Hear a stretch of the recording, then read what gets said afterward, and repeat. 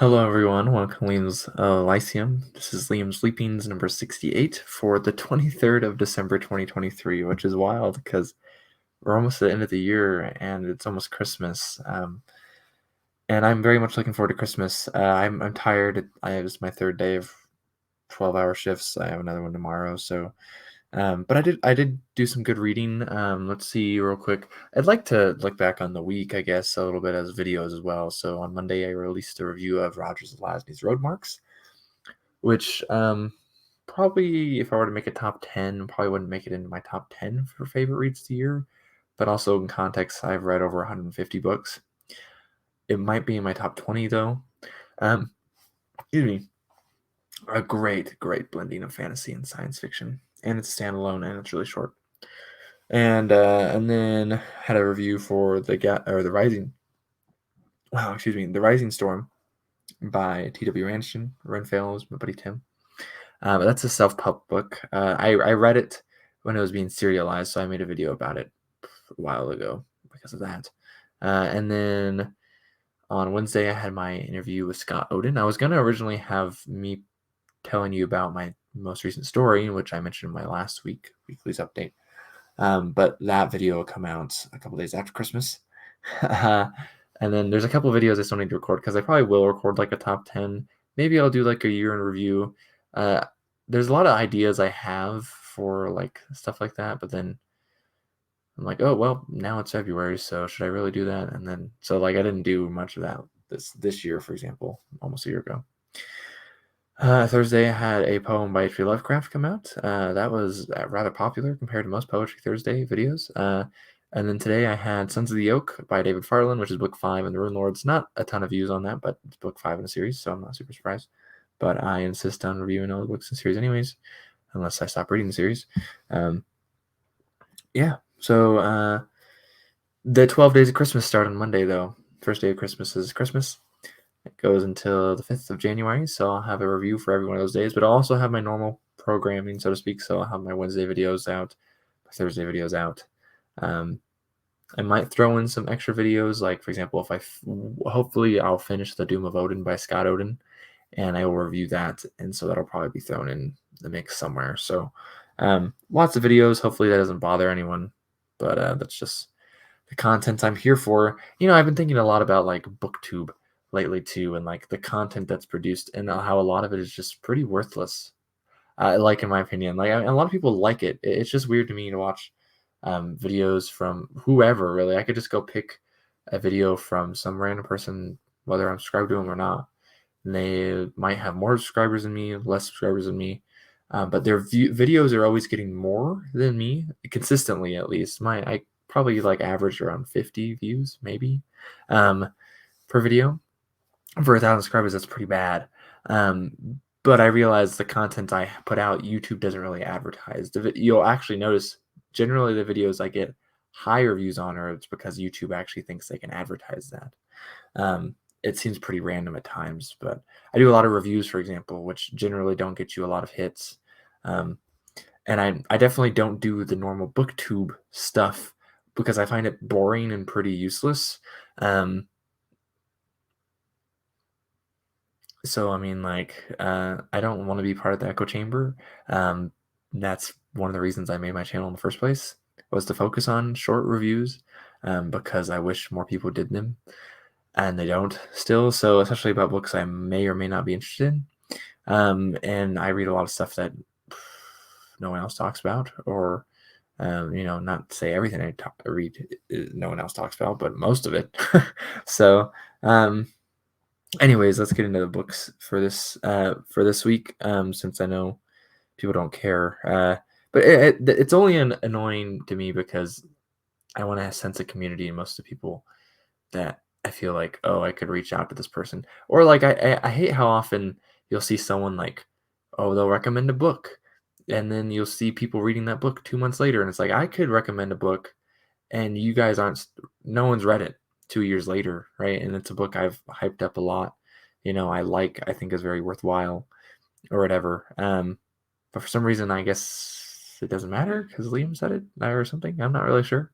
Um, but I'm not part of the echo chamber, so maybe my voice is just lost in there because a lot of people who are recommending these books and people are like, "Oh, I'll read that." They are part of the echo chamber, and so they're tuned in maybe. So I really like channels like An Erudite Adventure or David Wiley or Raph Blue Tax or Strange Mentality Paper and stuff like that. So um, there's variety and it's different stuff. Owen Edwards, another good one. I always say the same ones. Tim's Totality, if there ever comes a video on that channel. Um, Anyways, that's just a little booktube rant, I guess, at the start of this. But the books I finished this week, oh, sorry. I almost grabbed the wrong one. Into the Labyrinth by Margaret Weiss, Tracy Hickman. It's okay, book 6 of 7 in the Death Gate cycle. Since this is on topic, I'm almost done with the 7th gate. I was almost done with this last week, but I'm almost done with this. It's the final book. It's actually considerably shorter. It doesn't look like it, but there's less words on a page, and it is like not very long. It's the shortest one in the series, which is interesting. I'm excited to finish the series out. I just finished Rune Lords last week, and so I'll be finishing the Deathgate cycle. So it's 2 bigger series. I'm happy to be getting done. So I'll have more thoughts on that probably when I finish. I also did finish The Castle of Otranto by Horace Walpole. I say finish. I didn't start this last week. I read this all earlier this week. It's very short, but it is considered the first Gothic novel. And I generally heard pretty bad things about it, like how it's just kind of silly and not as good as the stuff that would follow. That's generally how like Moorcock would describe it, or even H.P. Lovecraft. I thought it was really good, actually, and maybe that was because I was going in thinking it'd be pretty garbage or something. But he actually imitates medieval stuff kind of well, I think, and I that's one of the things I think I liked about it is how medieval it feels. Since I didn't read much of a medieval text this week like I wanted to, I read a little bit of Arthur and of Merlin, and it makes fun of the French people and like the French language more specifically, I guess, the first like 20 lines. But this was very fun. I liked it a lot, and it is very gothic.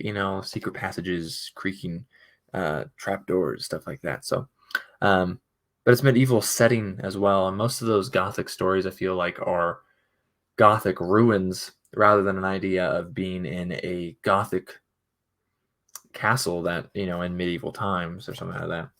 So I liked it. If you want something for historical purposes, this is the first gothic novel essentially. So it's worthwhile just for that. But I found it entertaining. So another one I finished was The Sword of Rhiannon by Lee Brackett. For those who don't know who Lee Brackett is, she wrote Empire Strike Back. Now she wrote, I think, most of it, and then I think she died. So George Lucas finished it. But she's also a rather famous author. This may be her best work. I've heard it cited as her best work. This is the second book I've read by her. This came out in 1949, same year as the other thing I read by her, I think, which is Black Amazon of Mars. I read that earlier this year. This is better. This is really good. Tale. It's like a Edgar Rice Burroughs type of Sword and Planet story set on Mars, but there's time travel involved.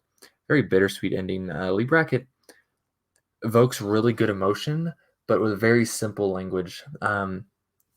And also, I this is another thing about BookTube.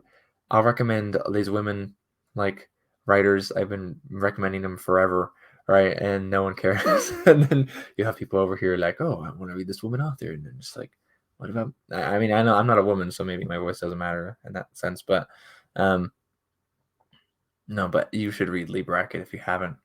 Very important science fiction writer and very good science fiction writer. She somewhat reminds me of C.L. Moore, who's another one you should read. So very good. I was very happy with that read. And then the other thing I finished was Whetstone issue 8, where I have a story in it. So I read all the stories. I think my favorite, just if I were to mention a favorite real quick, I think my favorite might be Burning of the Bones, I think is what it's called. The very last story by Reddy. Is it Jim Reddy? I'm not really sure. I can't remember. I don't have it pulled up in front of me, and I haven't looked at my notes for a few days. So, but very good story. It almost reminded me of like a D&D adventure, but a little grittier. Sword and sorcery, right? And it's like a follow-up D&D adventure. I liked it. I liked it a lot. But the whole issue is very much worthwhile. There's not a bad story, and they're very. This is the great thing about Whetstone is they're very brief. They're very pithy. The stories are 1,500 words to 2,500 words. Those are tiny stories. Okay, 4,000 would be tiny. This is even smaller than that. So you're not wasting any time, and the stories themselves aren't wasting any time. I read mine again when I was reading through that, and I was like, wow, this story is weird. I don't know how I feel about my story, but I've heard people enjoy it. So that's good. Anyone who's read it. Thank you. The other stuff I've been reading, again, I mentioned The Doom of Odin by Scott Odin. I'm enjoying that. I haven't read that much of it this week because I mostly keep that again to my breaks, just like I was reading Twilight of the Gods at work, which means I don't get a ton of reading time for it. I would like to read more of that this weekend when I'm off, but it's Christmas, so I might not.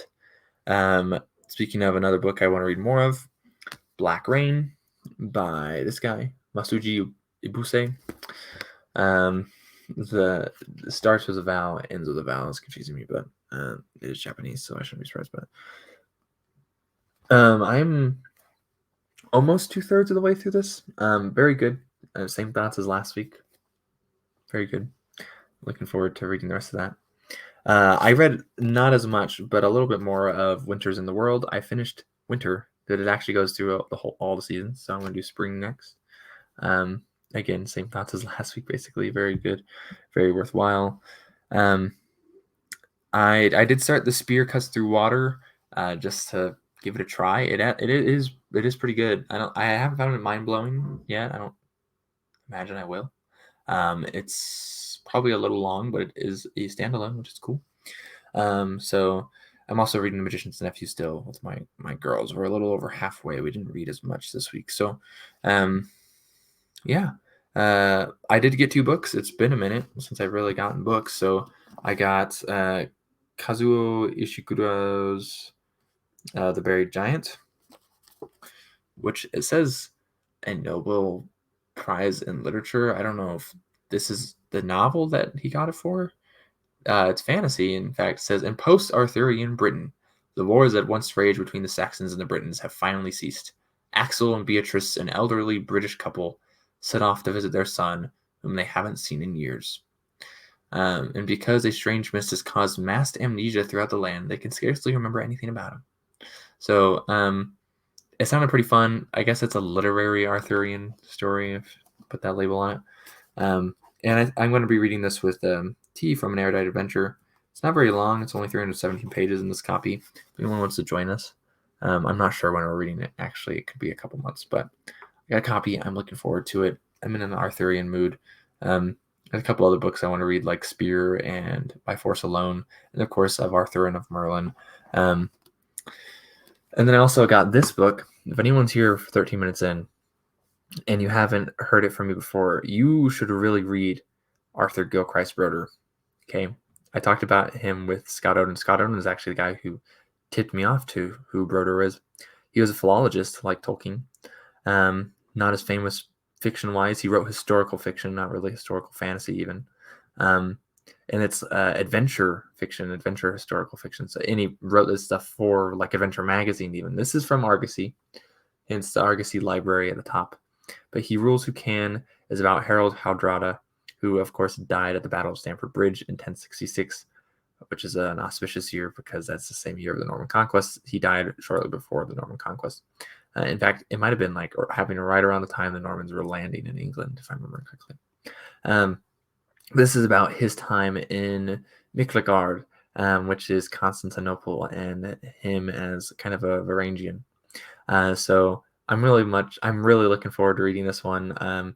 Howard Andrew Jones, who actually does the introduction to this, who I need to have on the channel, but he's a great author. I've read 6 of his books at this point. He says it's the best of Broder, and I've read 1 novel of his, In the Grip of the Minotaur, which was just awesome. I read that earlier this year, and that was co-written by his buddy Farnham Bishop.